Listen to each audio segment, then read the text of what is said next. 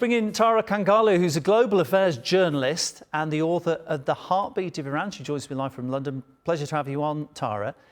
I recall when the US dropped bunker buster bombs on suspected centrifuges in Iran last June, the US Secretary of Defense, Pete Hegseth, said Iran's ability to create nuclear weapons had been obliterated.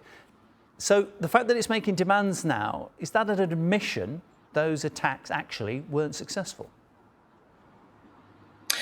I think that's what we're going to hear from the United States, to admit what they did has not been successful. But as your reporter mentioned, and as you outlined, there are more demands when it comes to no enrichment and, of course, Iran missile program. But as we have seen, the government in Iran is, quite frankly, not coming to any form of engagement and talks from a position of power.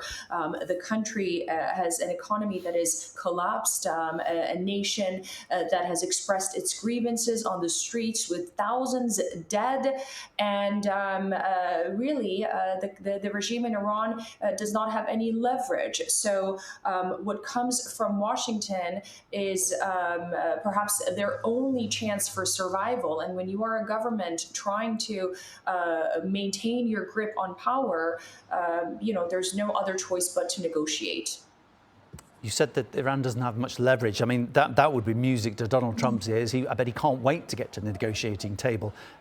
Does that then bode pretty badly for Iran in terms of what it can get out of any agreement?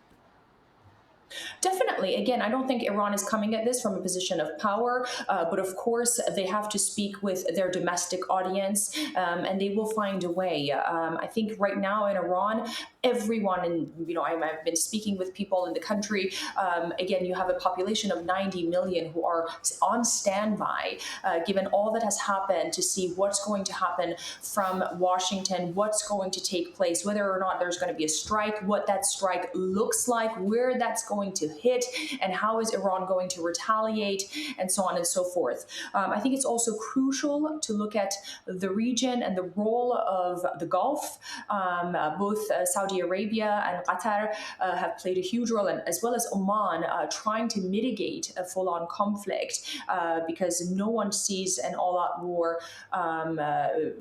feasible in the region. So, but I think one reality and one truth right now is that everyone's waiting to see what Donald Trump does next when it comes to any military action, and ultimately, what kind of deal is he going to get from this current government in Iran? The Trump administration, it often threatens consequences to countries in order to get what it wants. Sometimes it carries through with the threats, sometimes it doesn't. I mean, we just saw with Greenland, when other countries rallied behind Denmark and Greenland, the US seems to be backing off. Will there be many friends coming to bat for Iran to support them if it comes under immense pressure from the United States? Unfortunately, the Iranian government doesn't have that many friends. I think it's important to look at Iraq right now, what's happening with the Maliki, the potential Maliki government. The proxies there, Kataib, Hezbollah, said that we will in fact come to Iran's support. But of course, you have to look at the larger context of the region, right? The Houthis in Yemen, the Hezbollah in Lebanon, they are not at their strongest, right? So I don't think Iran can rely on its proxies. And also, again, the region does not want conflict. The Gulf, Turkey, Pakistan, they all want to mitigate a heated conflict. So I don't think Iran, again, is coming at this from the position of any power and leverage. And you mentioned Donald Trump and his position on getting what he wants. I think we have seen, and again, one thing that's true with the President of the United States is that he wants to be seen as the winner. He wants to be seen as a deal maker. He's unpredictable in what he's doing.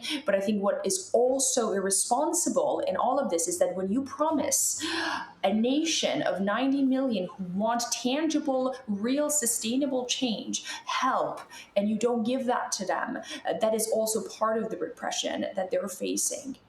Tara, thanks so much for coming on to talk about this. Tara Kangarlou is my guest, Global Affairs journalist.